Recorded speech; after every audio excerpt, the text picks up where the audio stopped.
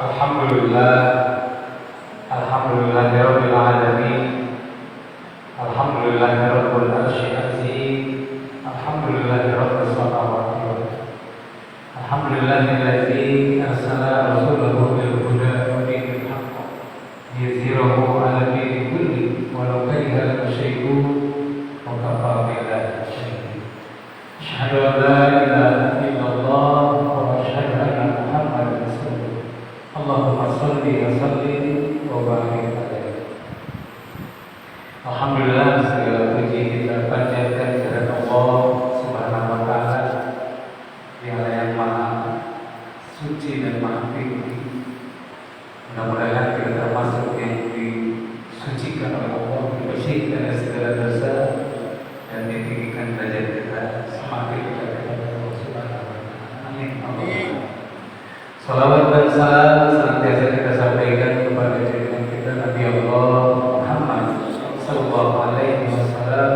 Allahumma shalli wa sallim wa barik alaihi.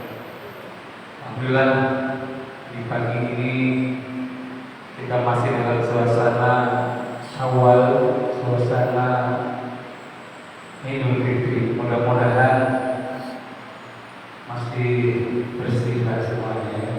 Kelihatannya kalau belum lewat bulan Syawal, mudah-mudahan jiwa kita masih bersih, masih suci. Kemarin kita baru kembali kepada fitrah, dan kita harus jaga selama 11 bulan ke depan.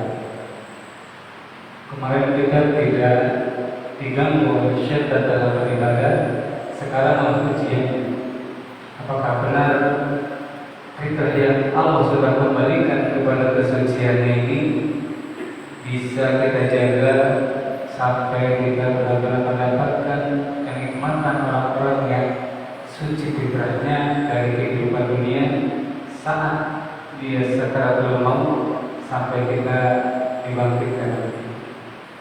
Orang-orang yang jiwanya fitrah, dia punya kecenderungan kepada kebenaran.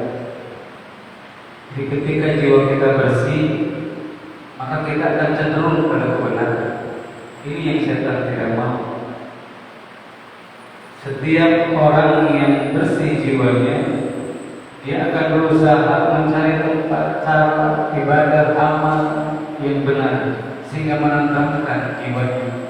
Sementara orang-orang yang terkotori jiwanya, maka dia akan cenderung kepada keburukan. Dan ini yang harus kita jaga. Karena setan tidak mau kita terus bersih seperti ini. Kalau di dalam surat Asy-Syams Allah sudah menyatakan wa nafsi wa ma sawaha. Dan Allah menciptakan jiwa dengan penyempurnaan jiwa itu. Wa qad khaba man dakara. Dan sungguh sangat beruntung orang-orang yang mensucikan jiwanya. Wa qad khaba man dassaha. Dan sungguh sangat rugi orang yang mengotorinya. Allah berikan fitrah kesucian, lalu kemudian Allah simpan fa'alhamaha fujuraha wa taqwaha. Di dalam jiwa itu ada kecenderungan terhadap ketakwaan dan kemudian kecenderungan terhadap kefasikan. Dan itu potensinya sama. Jadi bapak-bapak kita, saya termasuk di dalamnya, bisa menjadi orang yang sebaik-baiknya, sesoleh-solehnya, tetapi juga bisa menjadi orang yang sebaliknya, yang sejahat-jahatnya dan memanfaatkan kepada. Itu kesempatannya sama. Tinggal bagaimana. Pertama adalah jiwa kita kalau memang bersih, qad aflaha man zakkaha, maka dia akan beruntung karena jiwa yang bersih itu akan menuntun cenderung kepada ketakwaannya. Sementara wa qad khaba man dassaha, jiwa yang kotor akan bersama dengan kefasikan. Orang yang selalu berbuat baik di dalam keadaan tempat yang baik, maka hatinya akan tenang. Tetapi orang-orang yang ada perbuatan dosa, apalagi pengkhianatan terhadap amanah-amanah dari Allah, maka jiwanya akan gelisah.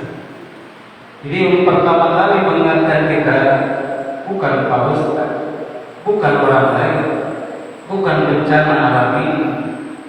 Yang mengingatkan diri kita untuk tetap dalam kebenaran adalah hati kita. Kalau kita gelisah, berarti kita sedang berbuat salah. Kalau hati kita tenang, berarti kita sedang berbuat baik. Allah sudah simpan itu di setiap manusia. Maka ketika kita ada kegelisahan dan bahkan semakin banyak keburukan, semakin banyak dosa yang tersimpan, maka jiwanya akan semakin gelisah. Walaupun mungkin ditutupi dengan segala apa yang dari wajahnya dan segalanya, tetap hati ini tidak akan pernah tentram ketika kita berada dalam kefasikan.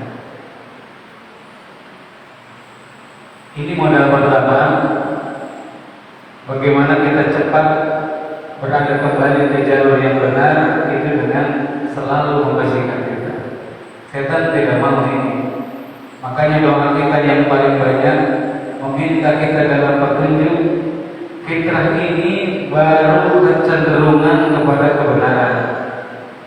Dia tidak bisa berdiri sendiri, karena ternyata memang kita sering kalah.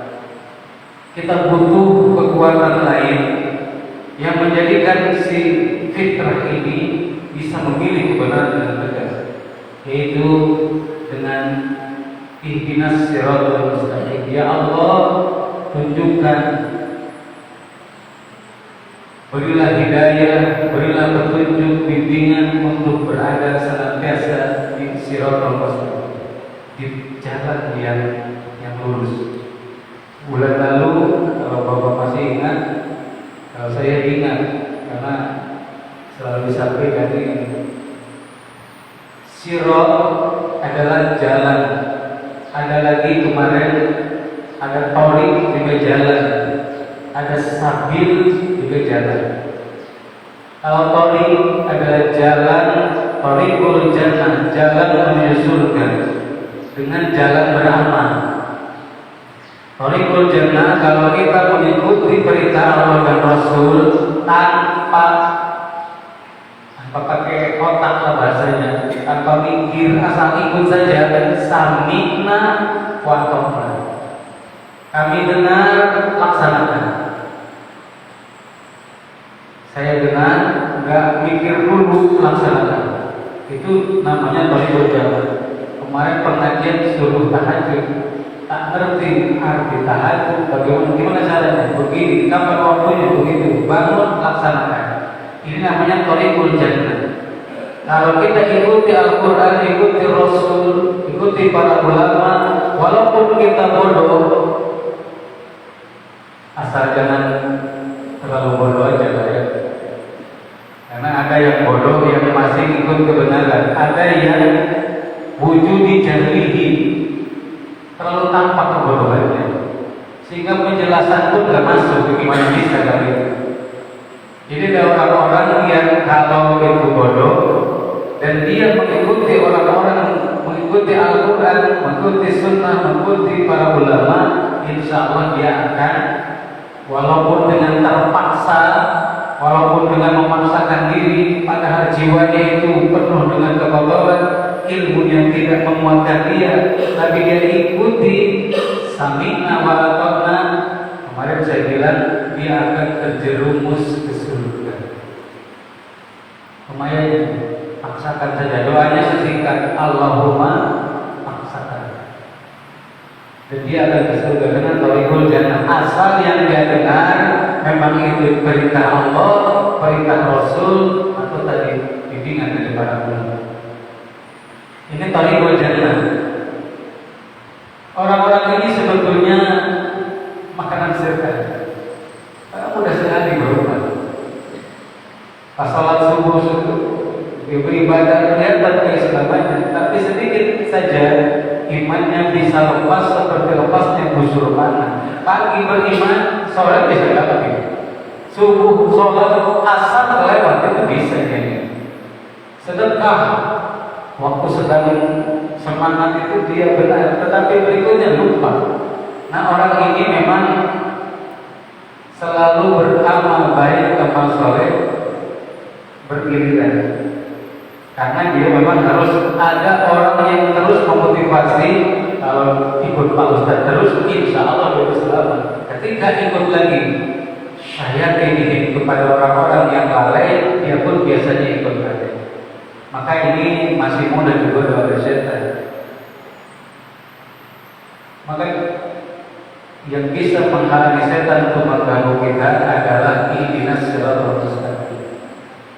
Sirat ini adalah, ya Allah berilah petunjuk dengan ilmu. Karena sirat jembatan memisahkan sesuatu yang terpisah, dan sirat itu lurus, jembatan itu lurus. Dan inilah yang kita harus buktikan. Beri kekuatan kita untuk melawan setan dengan ilmu. Setan tahu Bapak berilmu atau tidak, maka setan akan menghindar orang-orang berilmu. Kalau sedang begini, setan kita semua sembunyi. Khanas, setan sembunyi kalau kita sedang ingat kepada Allah. Tetapi kalau kita lupa, maka dia akan datang. Nah, untuk menguatkan jiwa kita yang suci ini, agar setan tidak mengotorinya lagi, berikan bantuan kekuatan dari ilmu. Maka setiap orang wajib menuntut ilmu sampai dia mau masuk ke dalam. Seorang ulama yang besar, ulama Imam Syafi'i, masih menulis ilmu sana. Beliau meninggal dunia. Ada masih catatannya. Dan itulah orang-orang yang selalu setan akan jauhi. Maka orang yang sholat akan lebih mudah digoda daripada orang yang mungkin sedang tidur tapi pakai ilmu.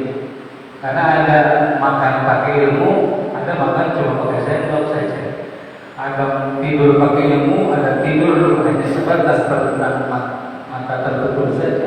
Ada bekerja pakai ilmu, ada yang tidak. Maka siapa yang ingin meraih dunia ini, fa'alaihi bil dengan ilmu.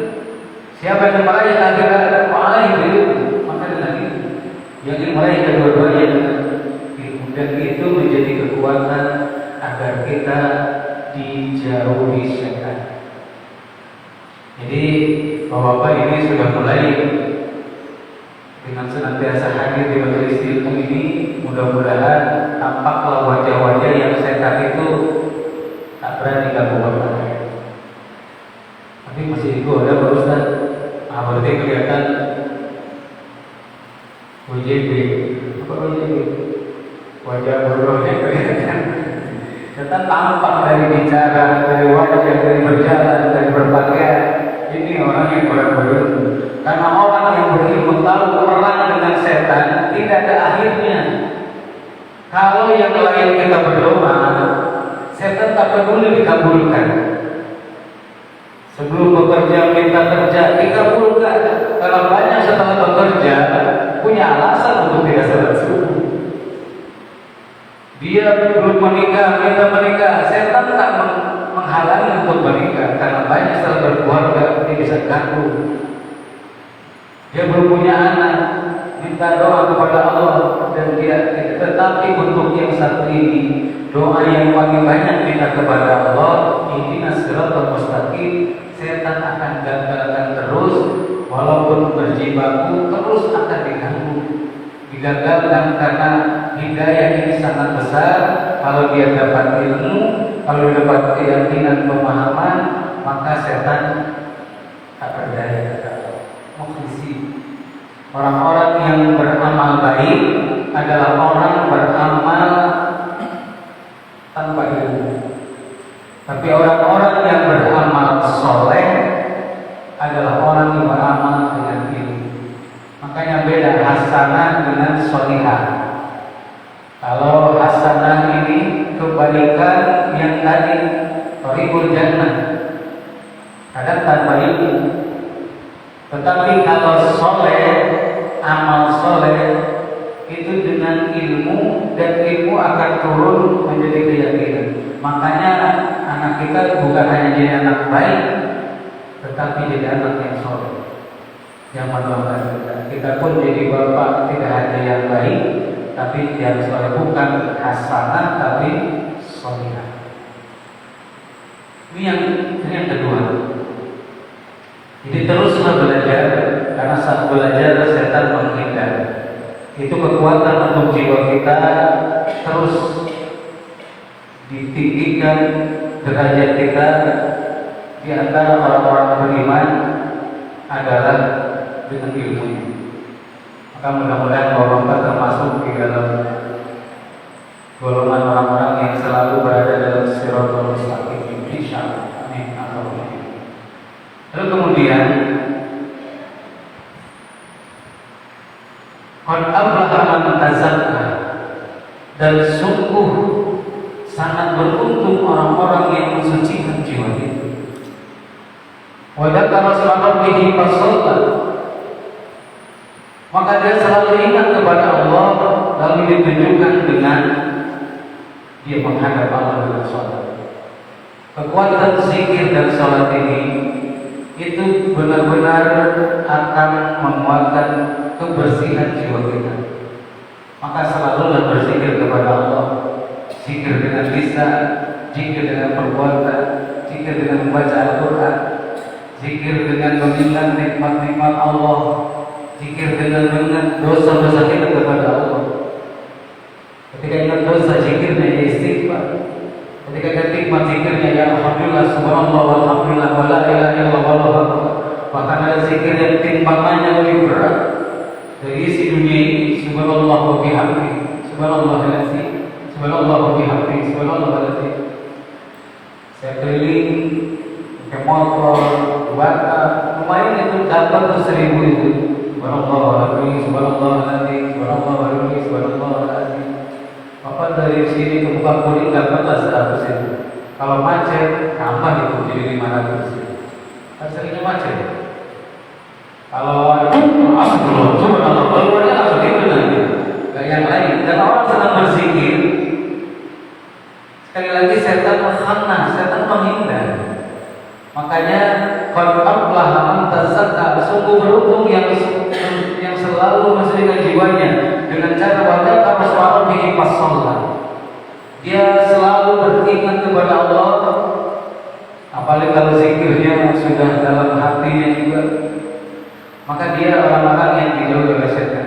Insya Allah fitrahnya akan terjaga.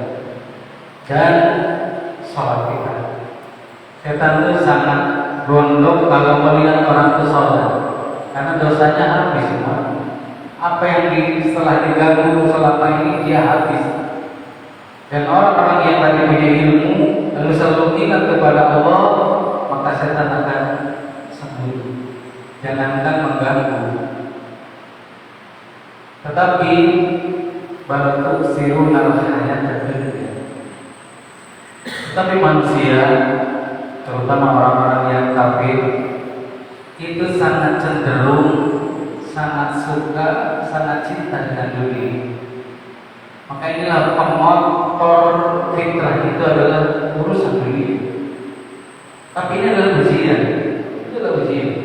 Maka selanjutnya Allah menyebutkan wal tusirul hayat dunya wal akhiratu khairu wa abqa. Maka setiap kenikmatan dunia yang Allah berikan kepada kita harus ada di dalam jiwa kita, dalam pikiran kita, dalam keinginan kita untuk mendapatkan yang sama di akhirat nanti.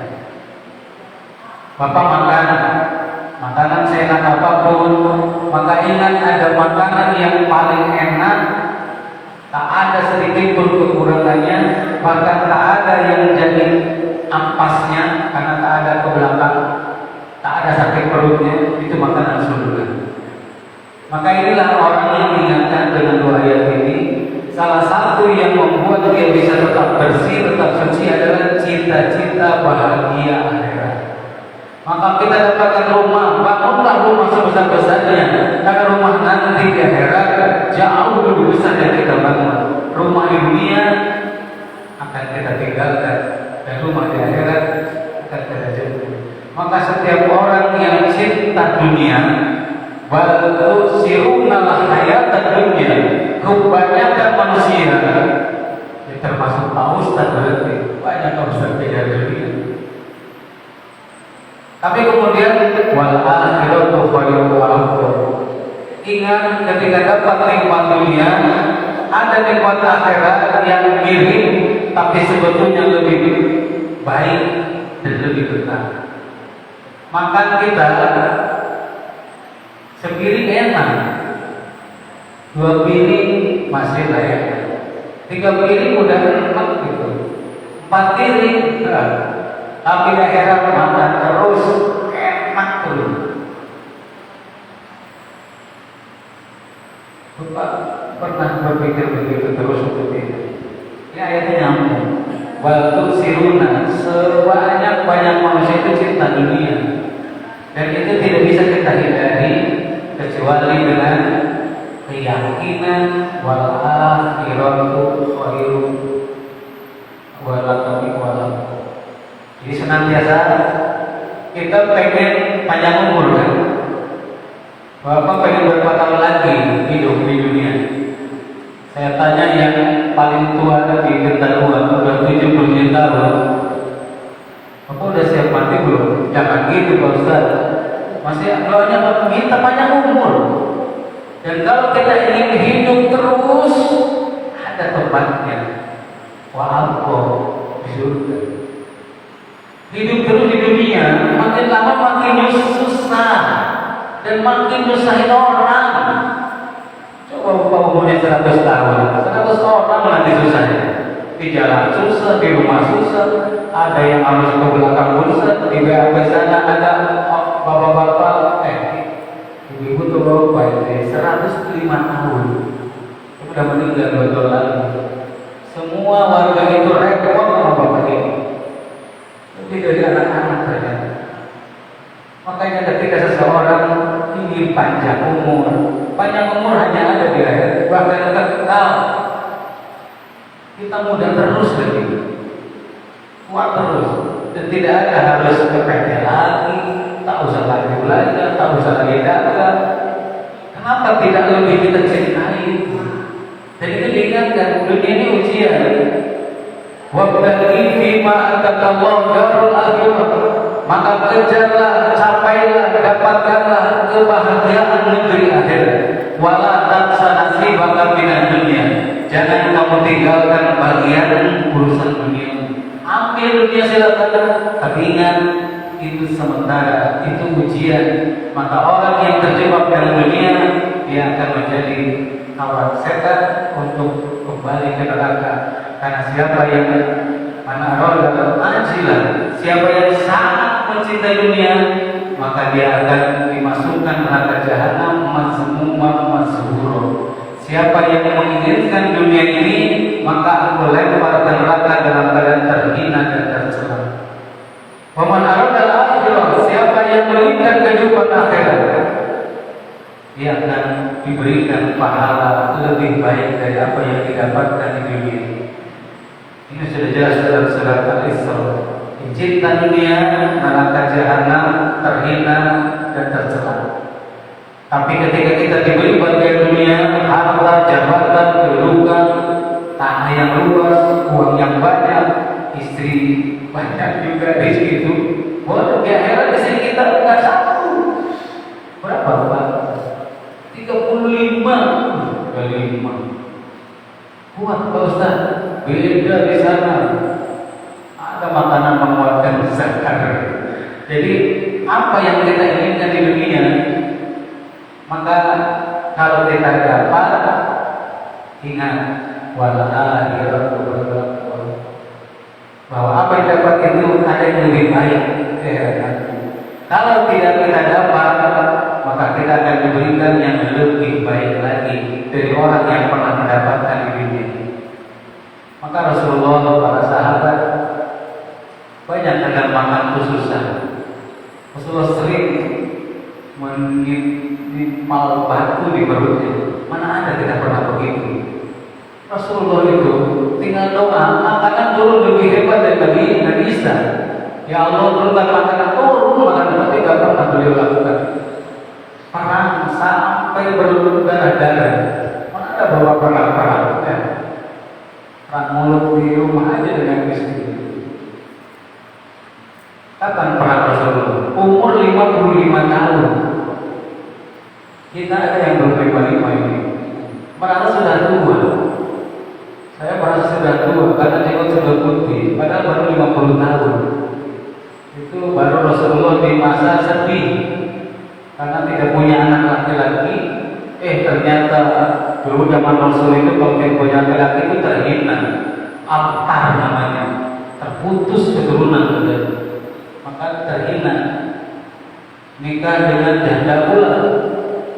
Kemudian beliau secara kehidupan itu, kalaupun berdoa mudah, tidak digunakan.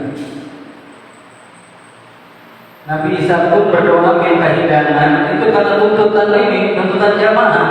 Jamaahnya cuma 12 orang. Udah 3 hari, 4 hari, bahkan dikejar-kejar tanpa makan. Wahai Nabi Isa, minta makanan kepada Allah.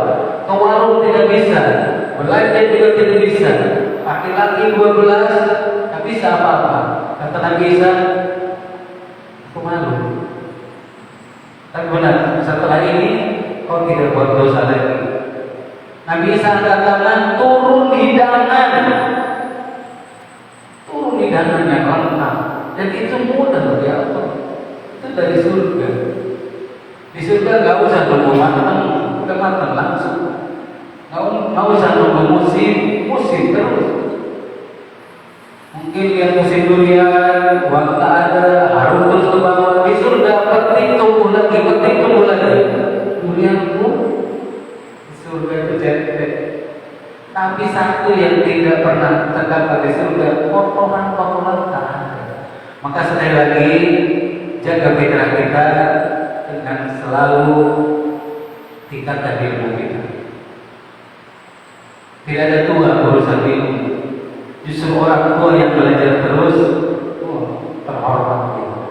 Dia tahu berita Rasul, betul berilmu harapan pikiran. Kalau anak-anak kita disuruh sekolah, sebetulnya kita masih punya kewajiban itu. Dan kewajiban itu untuk kita terhindar dari gangguan syaitan. Kemudian selalu ingat kepada Allah, selalu berzikir. Kalau bapak-bapak tidak termasuk yang dengan diam ingat Allah, ucapkan aja zikir itu. Saya sering sampaikan, dulu saya tidak mau mengisi waktu subuh ini, karena ini jadwal saya untuk zikir pagi dengan keluarga. Tapi setelah anak-anak semua pesantren, tinggal berdua dengan istri, saya izin subuh sekali-kali zikir sendiri. Bayangkan zikir amat surat mungkin sampai Isra itu cukup, ditambah dengan baca Quran dengan artinya, zikir, lalu kemudian membaca buku. Tiap hari 1 lembar saja, setahun dapatlah 10 buku itu. Gak usah pengen pinter, pengen setan, jauh dari kita. Nih Ustaz masih belajar pula katanya. Jadi Ustaz aja sudah saya takuti, apalagi masih belajar. Artinya apa? Jadi kita sedang belajar, setannya jauh. Ini akan susah nanti saya jaga. Jadi setiap pagi dan setiap maghrib itu waktu terbaik untuk zikir baca Quran. Zikir itu zikir paling utama selain la ilaha illallah adalah baca Quran. Buat waktu untuk baca Quran dengan artinya, karena itu bisa jadi ilmu, itu menguatkan kita. Boleh harus malam pas sholat dan perbanyak sholat. Target sholat saya itu ada skemanya itu 100 rakaat per hari, minimal 40. Kalau sholat wajib kan nggak boleh ditambah, bisanya diperbaiki, ditingkatkan kualitasnya. Subuh 2 rakaat, tapi tingkatkan kualitasnya. Nggak bisa tambah gitu. Walaupun senang semangat, iman sedang tinggi setinggi-tingginya, nggak bisa sholat sunat setelah subuh, nggak bisa. Tunggu sholat isra. 17 tambah 11 tambah 8 tambah 12, duha, tahajud dan rawatib, sudah 40. Ini minimal. wajib dan sunat muakkad. Tambah tahiyatul masjid, syukur wudu, tambah tadi sholat hajat, tambah sholat syukur wudu aja setiap wudu kita sholat dapatlah 100 hari. Minimal 40 itu minimal sholat kita. Kalau ingin termasuk orang yang kembali terus bersih jiwa kita dan setan tidak mengganggu. Tapi sholat kita kan tidak full, cuma 5 waktu atau tadi kalau banyak sholatnya lumayan dikurangi dunia kita. Insya Allah orang-orang yang sholat dengan full sebanyak-banyaknya akan sedikit urusan dunia. Tapi kalau ternyata sholat kita tidak terlalu banyak, maka dunia kita akan banyak. Minimal ketika kita mendapatkan urusan dunia, jiwa kita, pikir kita, harapan kita mendapatkan yang sama dan bahkan lebih baik dari yang didapatkan ini. Rabbana atina fid dunya hasanah wa fil akhirati hasanah. Di dalam ayatnya ada 2, di atasnya ada orang yang selalu minta dunia. Rabbana atina fid dunya wa la fil akhirah. Dia minta dunia. Itu doanya orang-orang yang cinta dunia. Dia tak peduli akhirat, yang penting dunia. Tapi orang-orang yang beriman dia minta dua-duanya. Dunia dapat, akhirat dapat. Gimana Pak Ustaz kalau saya mau akhirat saja? Matilah Bapak, kalau mau akhirat saja. Bapak itu masih di dunia, ambil dunia. Jadi presiden, ambil presiden. Dunia jadi apa? Miliaran ambil semua. Banyak orang yang kaya hanya bisa masuk surga dulu daripada orang yang mengajarkan dia beriman. Tapi ingat, sebanyak kita ambil dunia ini, maka ada yang lebih baik.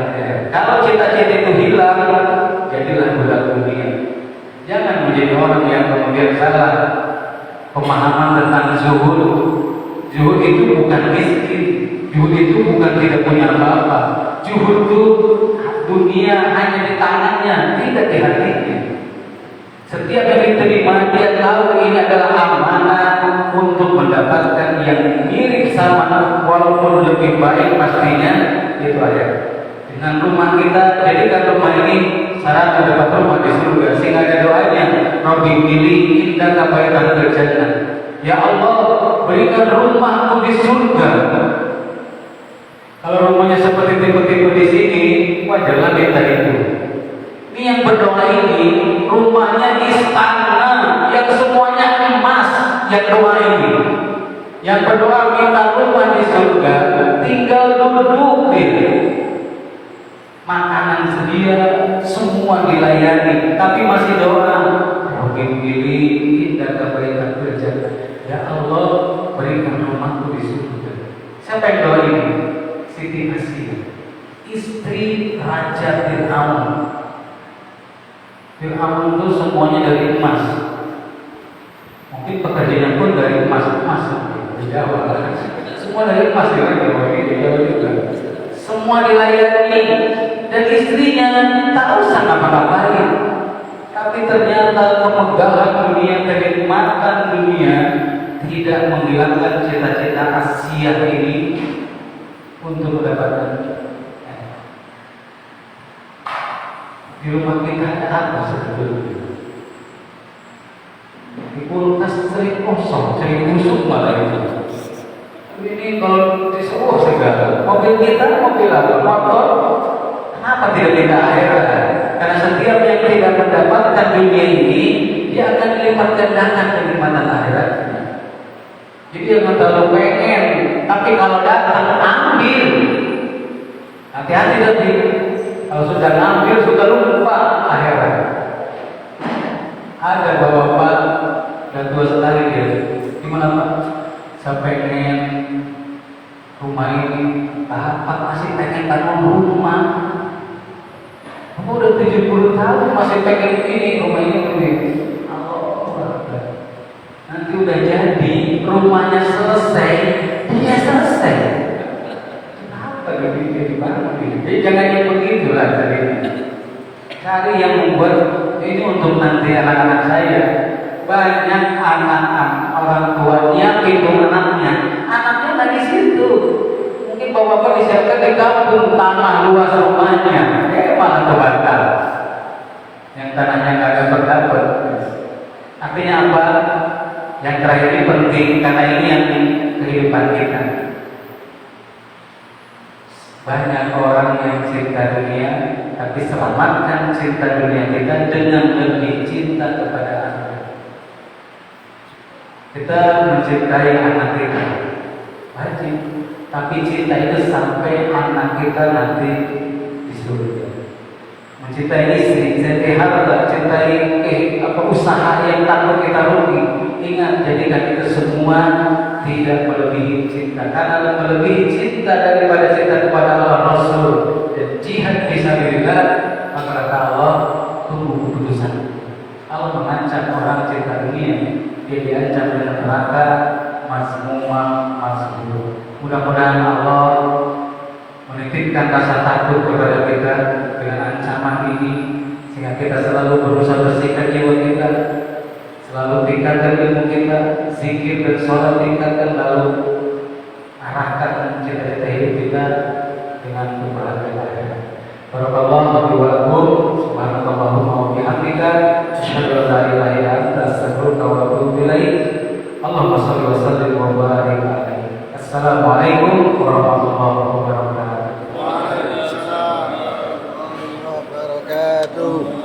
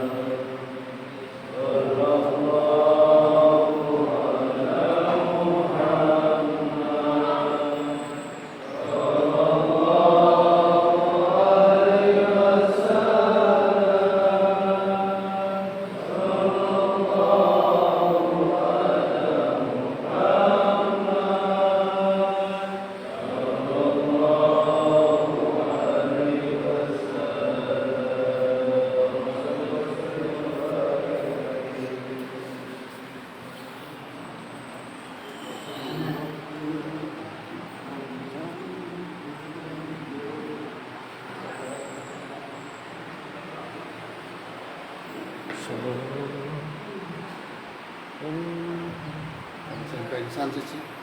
Iya. Banyakan ayam.